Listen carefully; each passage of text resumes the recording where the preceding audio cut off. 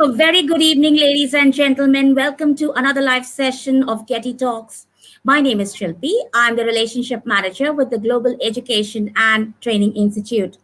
Well, in the afternoon, we had somebody who was talking about emotional quotient. So, taking up in the same league, we have Dr.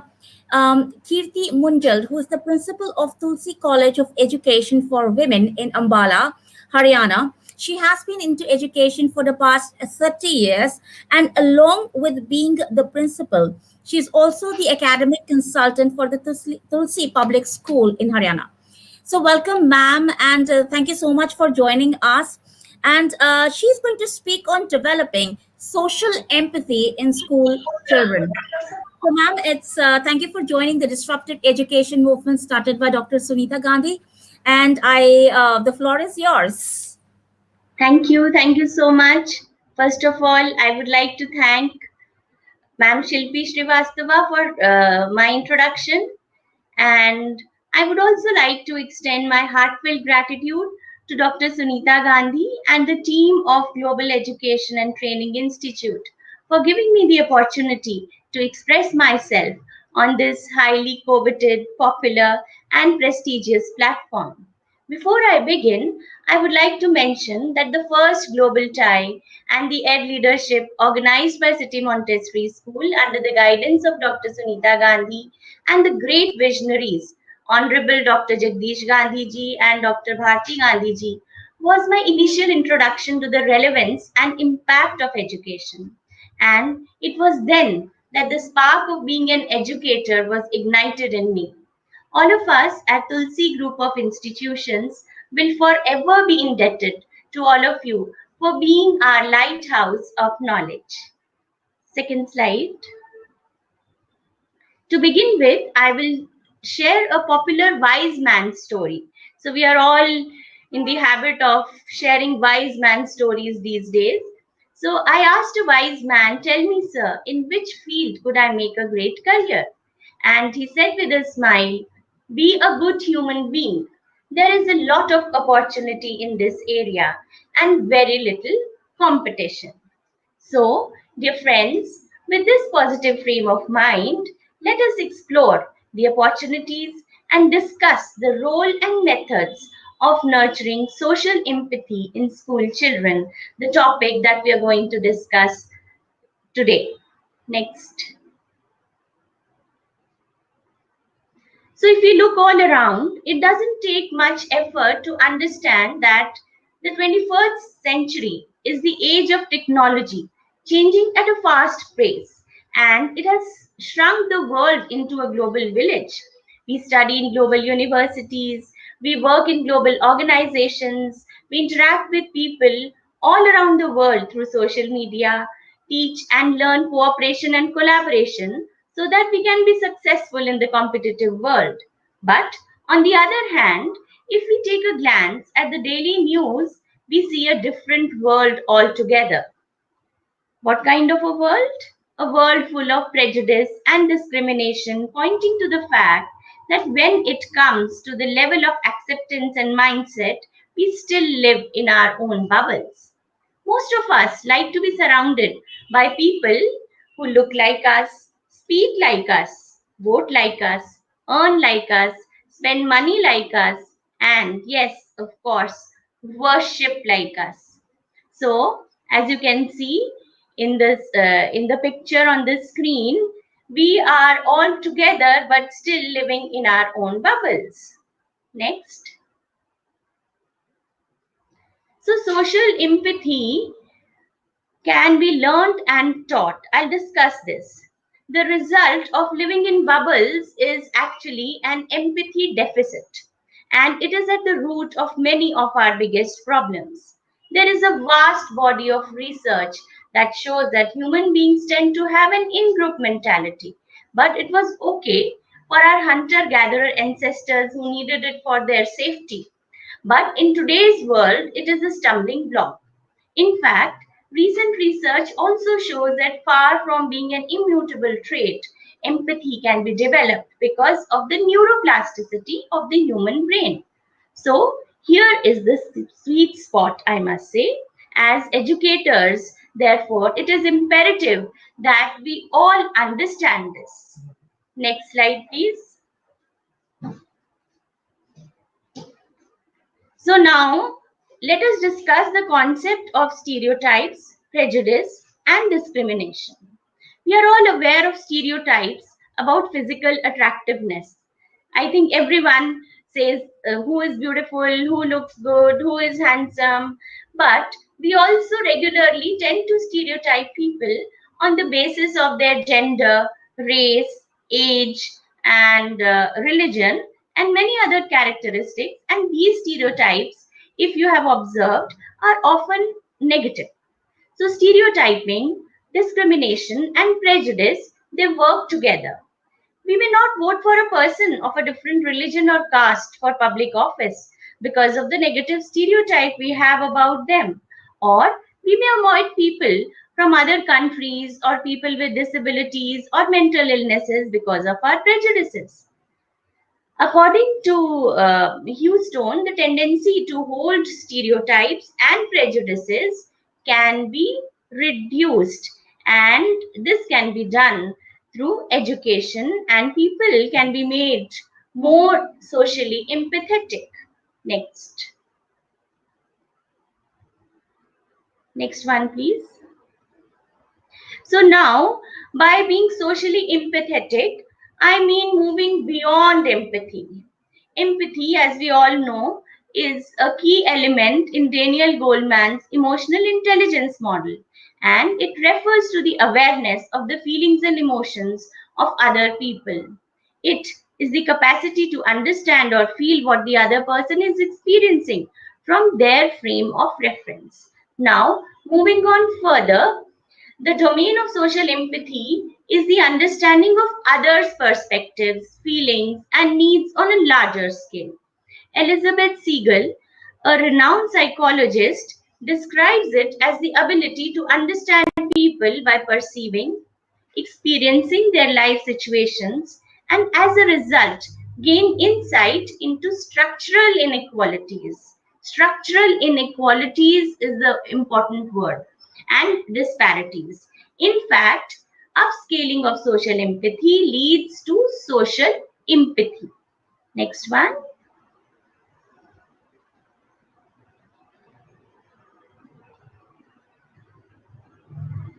Next one. So now we will talk about the building blocks of social empathy. Social empathy is built on interpersonal empathy. Another one, please click once more. Social empathy is built on interpersonal empathy and coupled with deep contextual understanding of the situations of others and the ability to engage in macro perspective taking.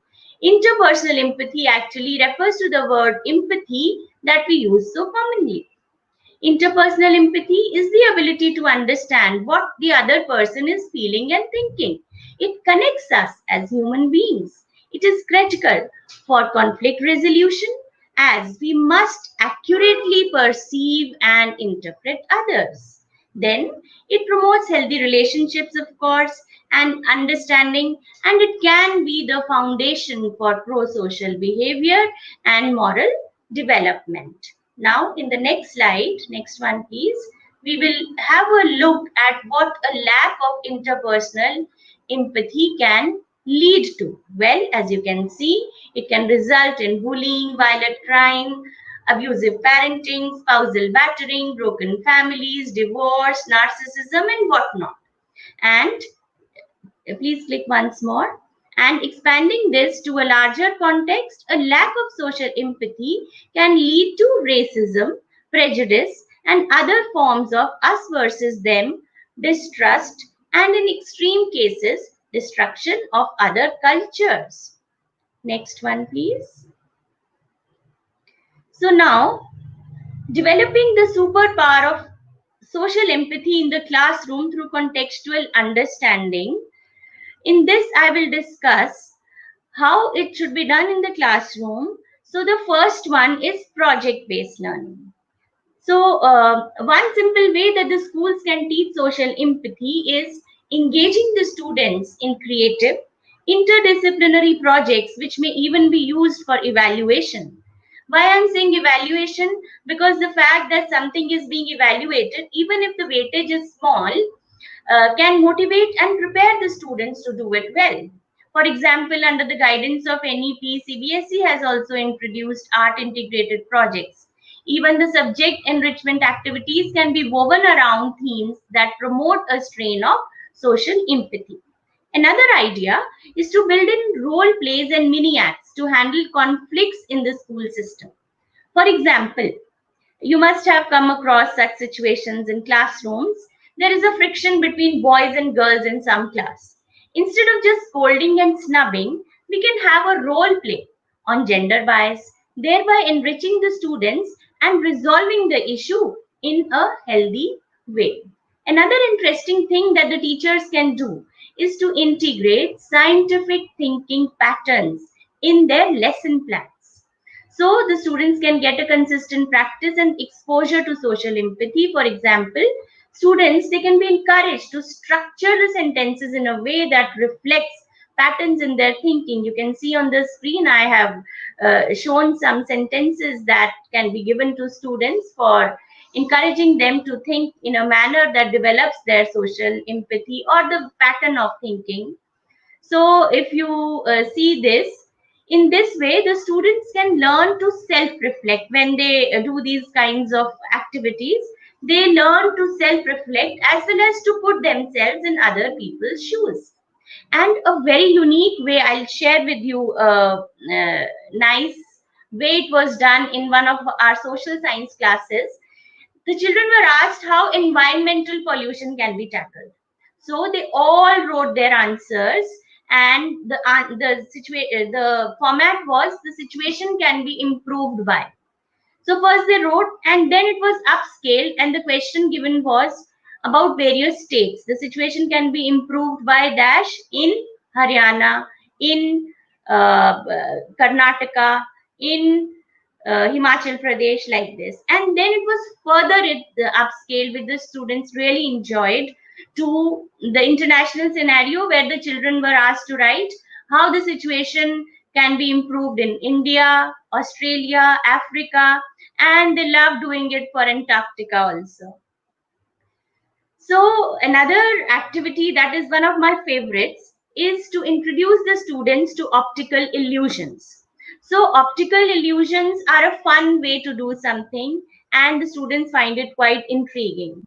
Then once the fun part is done, then we can move on to illustrate, discussing with the students how there can be more than one perspective in life situations too.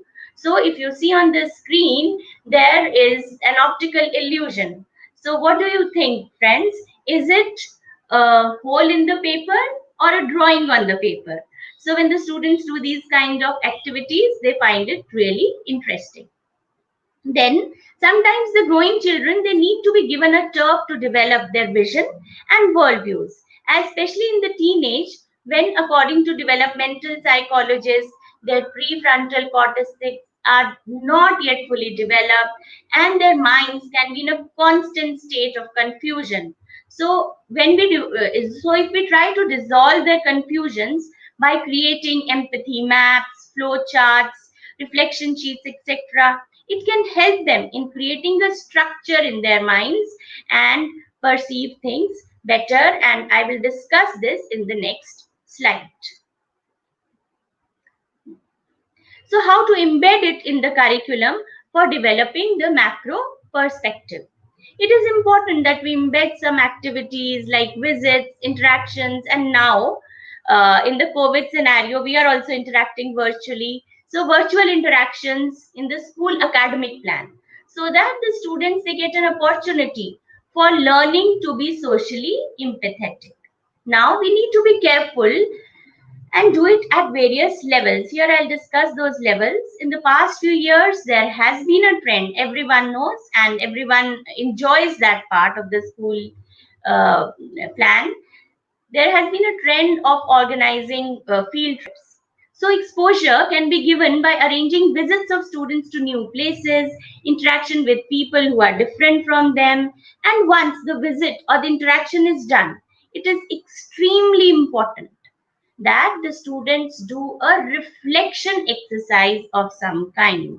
I repeat, a reflection exercise of some kind, and the teacher can decide whether a flow chart, map, discussion, or reflection sheet, and let the students dwell on questions like I have written the questions: whom did they find different, how they are different, and how, as an individual, do they describe those differences.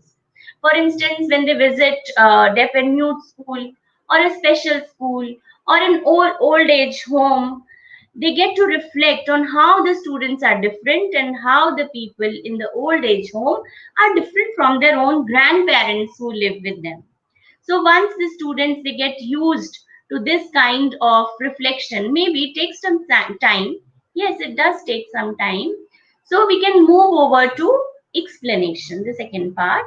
Here the students are given an opportunity to strive to understand why they are different. So again, after a field trip or a virtual interaction or a project, the students they need to be encouraged to reflect on what history, geography, culture, environmental or biological factors contribute to that difference. And then move on to the third level, which is the most important, and that is, as you can see, experience.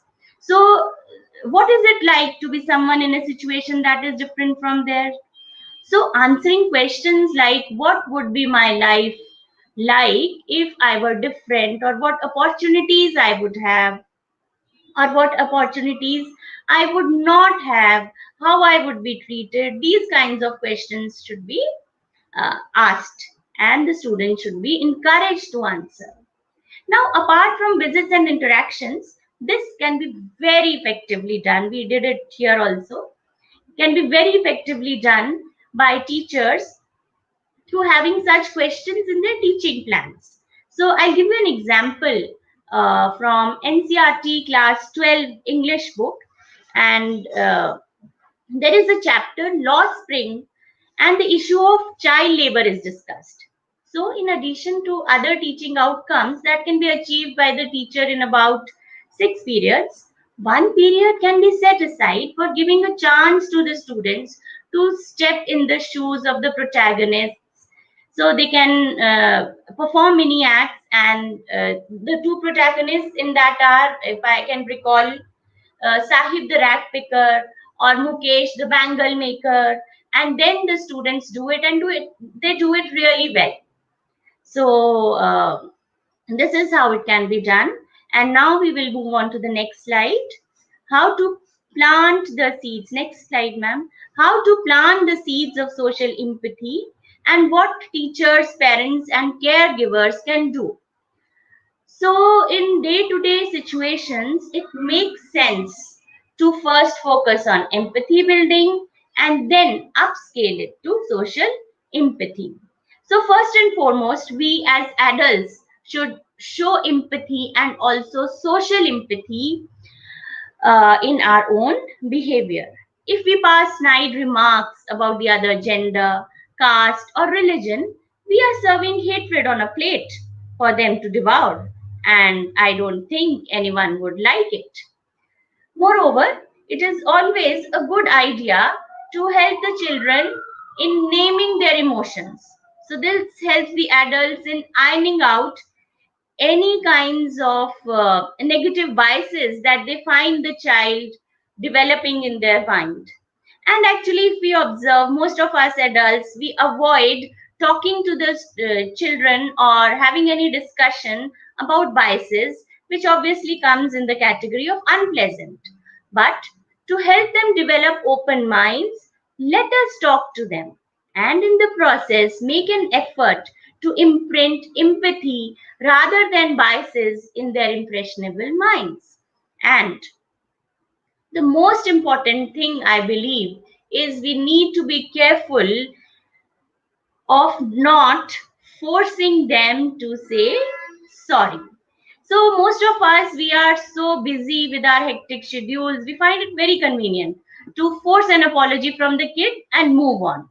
But if we halt and just give a slice of our time, I am sure the things will come out in a better way, and we will be able to give a scaffolding to mature themselves into responsible, empathetic kids.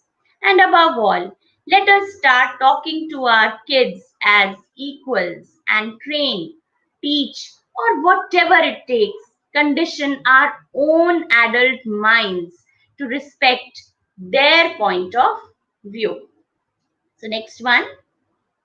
Now, I will talk about how to regulate food for the mind and introduce variety. So, uh, many adults wonder how to find the opportunity to talk to a child or discuss with a kid matters that can broaden their outlook. We just can't barge in their world and start being didactic about issues like social empathy. They will not be receptive at all and just walk away or ignore it like any other heavy lecture or talk which they can't relate to. Therefore, it is important that we first understand the texture of their make believe or teenage world. We were teenagers so many years back. So, we have to make it a point to understand their world, initiate conversations, and make sure that we are able to connect to them. So, I'll very quickly discuss a few examples for teenagers, how to encourage them and how to be able to talk to them, because that is the thing that the parents find difficult many times. So, well, first of all, it is like we need to try to diversify our own and our children's media diet. So, how do we do it? The TV programs, cartoons, movies, YouTube, etc., that the children like, we should also start watching. Then we should read to them or encourage them to read a variety of books. And we can also motivate them to follow people of different backgrounds on social media. We can also encourage them to fight negative stereotypes by quoting examples from heroes and celebrities, which they love to do. Well, once this is done, then, my dear friends, the door of a plethora of opportunities opens up. Now, tell me, for example, won't you find it interesting? For example, in the context of a diary of a wimpy kid, we can talk about Greg's classmate from Hyderabad and how they are different. And then Harry Potter, everyone loves reading Harry Potter, watching movies. And if we talk to them about how, from the Indian context, there are characters in it, in the Goblet of Fire, if you have read, in the Yule Ball, if we talk to them about Padma and Parvati, they will come and they would, don't you think they will like to talk to us? So, similarly, even if as adults, we are least interested in sports. Let us talk to them about cricket, football, NBA teams they like, or whichever sport they are interested in. For example, if we discuss with them about IPL, we can talk to them and tell them and discuss how the cricketers of different origins they make a great team. So we don't have to force upon them to study the text of social empathy. We have to create contexts in which we talk to them. And the kids love to engage in conversations about bands, singing stars, talk to them about BTS, One Direction, and they are crazy about YouTube these days. It is so popular. Try discussing what do they watch on YouTube? Food videos, travel videos, and a very interesting program. I don't know if you have ever seen. There is a program on Tasty Recipe Exchange, which I got to know that our students love. So this will give an insight to the students about the similarities and differences of various cultures, and about about fighting stereotypes. We can talk to them about the life of Barack Obama, Michelle Obama, or in the Indian context about women gender stereotypes, the people who have tried to overcome those challenges. We can talk to them right from Kiran Bedi to Kiran Mazumdar Shaw to the Avrester, Purna, the teenage Avrester, and of course the recent film on Netflix, Do you remember Gunjan Saxena, the Kargil girl? The children love to talk about these things. And then we can talk to them about gender, stereotypes, and in the process, both the adult and the child, they tend to evolve as better human beings. So next slide, please. Now I'll very quickly discuss the efforts being made by us in our school and college. So, and we try our best to imbibe values needed to develop an open mind. And we organize an array of activities. First of all, as you can see in the picture, this we have learned from City Montessori School. Interfaith or all religion prayer is mandatory in all the functions, gatherings, and special assemblies. Then we have tied up with an NGO which works for the differently abled. So we co plan and organize various activities with them. For example, last year, pre COVID, we hosted a cultural program with the special kids, and there was a ramp walk depicting Indian achievers, and the togetherness of both the groups of students, it stole the show. And moreover, our school children, they forged bonds of friendship with the children in the special school. And on Holi, the special school children, they insisted that our students visit their exhibition of natural colors. You can see the picture here, they're so happy. So this is how it can be done. Then another regular feature is in our school is live tableaus on social issues, which we conduct independently also and in association with District Legal Services Authority. And the children, they work on issues like child labor, dowry, gender equality, road safety, and they come up with brilliant ideas to present their point of view. Since they are involved actively, they are themselves involved actively in the planning and the presentation. So, next slide. So in this, you can see the so many activities being organized, and I'll not take much time. You can just glance through this. And the next slide, ma'am. So now everyone asks, what would be the challenges? The challenges obviously are convincing and educating the parents because we are dealing with issues which might be taboo at many places. Then another is time management, how to fit in everything in the school plan and in the home timetable of students and other things. So the key to good time management is, yes, planning. Then lot of creativity is required to link the curriculum, and the most important of all is training the teachers in this kind of integration with the curriculum and in their daily teaching plans and keeping them motivated. So we have to move from impossible to I am possible. Next. So the way forward, if I give you, if I give a crux of everything that needs to be done for developing social empathy in school children, in one line, I would say integrate reflection and rumination in all possible ways, wherever it can be interspersed, we should do it. Next one. So in the end, I would just like to say that miles we have covered, miles still to go. Let us join hands together, build bridges to make this world a beautiful place for our children to grow. So, thank you. This is what I have to say. If there are any questions, please ask.